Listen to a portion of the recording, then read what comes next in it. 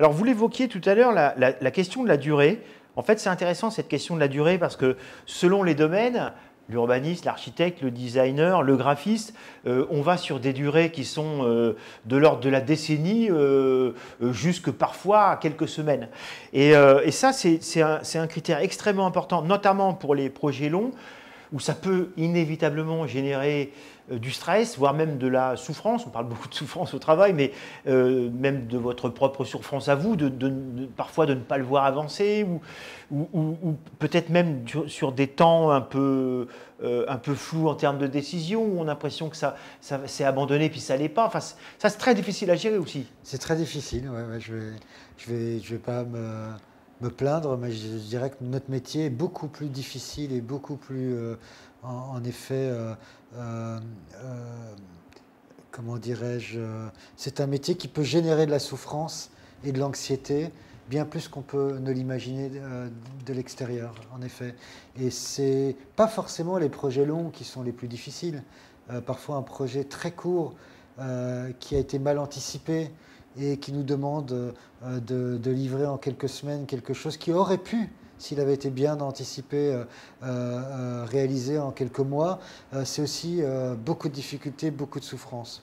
Un projet long, dans nos métiers, nous fait revenir souvent à différentes étapes du projet. Il y a des moments d'un projet long où le design n'apparaît pas. Il y a des parties du chantier, si je prends l'exemple d'un immeuble où durant toute la phase évidemment des fondations et de la structure, peut-être qu'on est moins présent, on va être plus, je dirais, dans une autre partie du projet, en conception.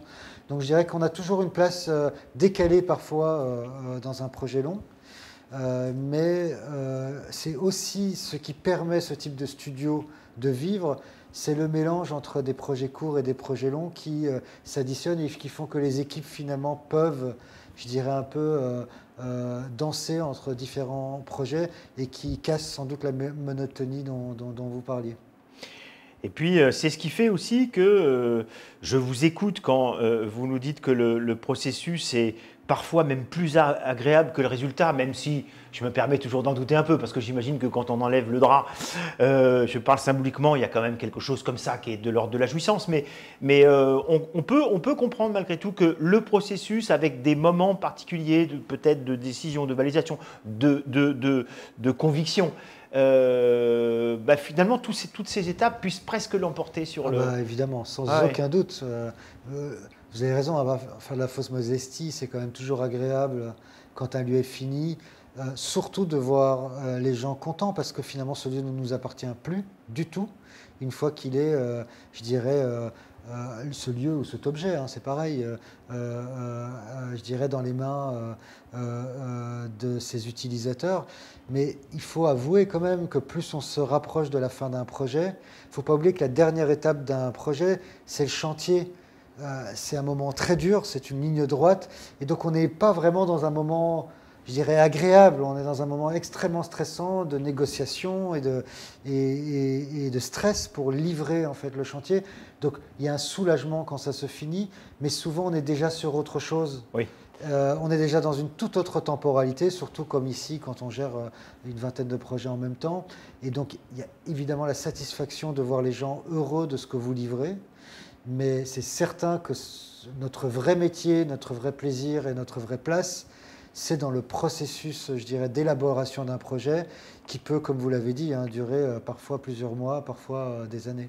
Oui, comparable à un cinéaste qui est obligé d'avoir à l'esprit le film qu'il va commencer au moment où le précédent entre en salle, quoi. Oui, et puis je pense que la spécificité du studio, c'est-à-dire d'avoir un grand nombre de domaines différents, entre celui de l'hôtellerie, de la restauration, de l'événementiel, du monde du travail ou de la ville, fait que c'est justement le fait que tous ces processus, pardon, plutôt tous ces projets se font en même temps qu'une forme d'infusion, je dirais, globale existe et que les choses se mélangent, les idées aussi. Et c'est, je pense, ce qui enrichit clairement les projets et qui fait la spécificité des projets qui sortent d'ici, bien plus que la mise en forme ou le résultat. Et D'ailleurs, ça, j'en suis la assez métaphore fier. qui me vient fort d'une série dont on parle beaucoup actuellement, The Queen Gambit, aux échecs, c'est l'idée de la partie simultanée que vous jouez, j'imagine, avec vos Totalement. différents interlocuteurs, à l'interne comme à l'externe. Alors, évidemment, on pourrait évoquer aussi, à l'inverse des matériaux traditionnels comme notamment la terre. Vous avez aussi beaucoup travaillé le bois. Je sais que vous êtes aussi très sensible au numérique, considérant, au-delà même des usages, que c'est aujourd'hui une culture, qui est la culture des utilisatrices, des utilisateurs, avec ces objets connectés, mais aussi avec l'intelligence artificielle. Donc j'imagine qu'elle doit commencer à poindre dans quelques-uns de vos projets. Ah bah, oui, enfin, discrètement quand même, hein, discrètement, mais on la voit venir et on est plus pour l'instant à une étape de la vie de ces technologies où le design doit se positionner, doit participer, je dirais, à donner du sens à ces technologies, là où parfois il y a une course, je dirais, aux résultats qui parfois dépasse le besoin lui-même ou la raison même de l'existence de ces technologies. Et ça, c'est une critique évidemment que beaucoup aujourd'hui défendent. Et c'est vrai que l'histoire a montré que la technophilie n'a pas toujours été dans le bon sens de l'histoire qu'on devrait vivre aujourd'hui, c'est-à-dire une histoire apaisée, une histoire écologiquement, je dirais, viable. Voilà, la technologie n'a pas permis forcément de résoudre ou d'anticiper, je dirais, les enjeux de notre époque. Certains, oui, évidemment, dans la médecine, dans la science, c'est évidemment impossible aujourd'hui d'imaginer le monde dans lequel on vit et la qualité de vie qu'on a sans la technologie. Mais je crois que dans d'autres domaines, on n'a pas prouvé forcément que la technologie améliorait, je dirais, la qualité de vie ou la qualité sociale de notre société. Et c'est là où je pense qu'il y a un rôle à jouer. On parlait de fiction tout à l'heure, mais de se projeter demain et de se dire, OK, évidemment que l'intelligence artificielle va énormément changer les choses. Évidemment que cette idée de jumeaux numériques qui fera que plutôt que devenir nous-mêmes des cobayes de la médecine ou de la science, notre jumeau numérique nous remplacera comme ça. Le jour où on devra se faire opérer, je dirais que notre alter ego numérique aura déjà été le cobaye de notre propre corps, etc., etc. C'est vertigineux et c'est bien. Mais je pense que notre rôle n'est pas du tout de faire de la science, mais d'accompagner en fait ces technologies pour leur donner du sens et peut-être aussi participer aux garde-fous pour revenir à cette notion de plaisir dont on parlait tout à l'heure. Aucune raison, je dirais, d'avancer vers ces technologies et vers ces nouveaux usages en ayant peur. C'est que déjà il y a un problème. Je pense qu'il faut penser au plaisir qu'elles nous apportent et tout simplement se demander si quand il n'y a pas de plaisir, est-ce qu'il faut aller aussi loin dans certains de ces usages et de ces technologies.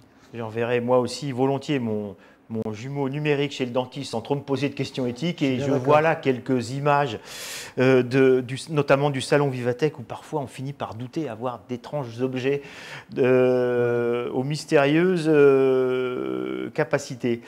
Pour revenir peut-être au plus près du réel et des besoins d'aujourd'hui, pour des questions que ce soit écologiques, éthiques, économiques, vous êtes assez attaché à l'idée des communs. Et c'est vrai que là, les communs aujourd'hui, le designer doit évidemment envisager les communs, le partage. Ça passe là, en revanche, inévitablement aussi par des plateformes. Je pense, je pense au Vélib, je pense à tout un tas comme ça d'objets aujourd'hui. Ce rêve d'avoir sa propre voiture, aujourd'hui, il est en train de disparaître un petit peu quand même, quoi. Oui, je l'espère. Encore une fois, il y a des signaux faibles, comme on dit, qui nous font penser que la génération qui arrive sera peut-être, je dirais, plus je dirais, sensible à la notion des communs. Et puis, il y a d'autres signaux qui nous font penser qu'on n'est pas encore sorti, je dirais, de la volonté de propriété. Et c'est tout à fait normal à un moment quand commence à gagner un peu de sous, eh bien, aujourd'hui, dans la culture sociétale dans laquelle on vit, la première chose qu'on fait, c'est investir dans l'immobilier. Donc il y a des paradoxes encore sur la place des communs dans notre société, mais je pense on est tous quand même, alors peut-être pas d'accord, mais il faut accepter l'idée que l'histoire, en tout cas depuis l'Antiquité, nous l'a prouvé, que c'est le commun qui sauvera le monde dans lequel on est et certainement pas l'individualisme. Or, il est vrai que le design, ces 100 dernières années, a quand même beaucoup plus participé à, je dirais, à industrialiser, à formaliser, je dirais, l'individualisme et l'individualité que les communs. Euh, la voiture individuelle, évidemment, est un exemple. Il y en a beaucoup d'autres. Et aujourd'hui, je ne dis pas du tout que cette transition va se faire rapidement et qu'elle est, je dirais, la seule. Mais c'est vrai que ma génération et moi en particulier, je suis finalement très attiré par l'idée de participer à cette transformation et peut-être, je dirais, donner une partie de mon temps à participer tout simplement à ces nouveaux usages que sont le co-living. Alors le co-living, c'est un mot très générique, c'est l'idée de vivre ensemble en effet, mais il y a plein de façons de vivre ensemble encore une fois. On ne vit pas ensemble de la même façon quand on a 20 ans, 30 ans, 40 ans, 50 ans. Et puis ne parlons pas, enfin, ou parlons plutôt des seniors qui ont quand même très très peu d'alternatives aujourd'hui, alors que c'est quand même une partie de la vie qui se rallonge et qui n'a malheureusement aujourd'hui pas beaucoup, je dirais, d'offres pour justement cette notion de commun. Donc, encore une fois, le design a des boulevards devant elle pour transformer en fait tous ces usages par le spectre, par le biais des communs. Et pour revenir au design comme domaine, s'il y a des technologies aujourd'hui dont on peut imaginer qu'elles soient assez utilisées, comme pour les urbanistes, évidemment comme les architectes, c'est toutes les technologies qui sont liées aux réalités augmentées et surtout virtuelles. J'imagine que ça, ne serait-ce aussi que en termes de prise de décision, par exemple, ça peut être Ouais. d'un aide réel. Oui, tout à fait. Bon, on vient de passer une année où, si on n'avait pas eu ces outils-là, on aurait été, je dirais, bien handicapé sur la notion de déplacement, puisque la réalité, c'est que beaucoup des voyages qu'on faisait avant peuvent aujourd'hui peut-être se limiter grâce au fait qu'on peut se déplacer virtuellement avec une qualité aujourd'hui déjà inédite. Et puis il y a cette idée en effet de pouvoir travailler ensemble. C'est vrai qu'à un moment, encore une fois, on est dans une culture latine, on aime bien être ensemble, on aime bien boire un coup, et c'est normal. Et faire un projet avec des gens qu'on ne voit jamais, ce n'est pas facile.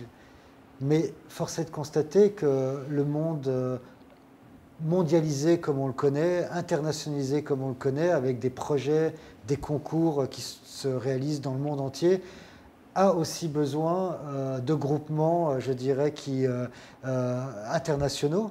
Et ces nouveaux outils permettent aujourd'hui de travailler avec une personne à Bangkok, à Amsterdam et à New York dans un espace-temps virtuel qui est celui d'un projet en cours de développement. Et ça, bah, je ne vais pas dire le contraire, c'est un outil idéal, je dirais, pour un certain type de projet qui n'est peut-être pas la norme, mais qui va devenir de plus en plus, je pense, à la portée des agences de notre taille et de nos clients.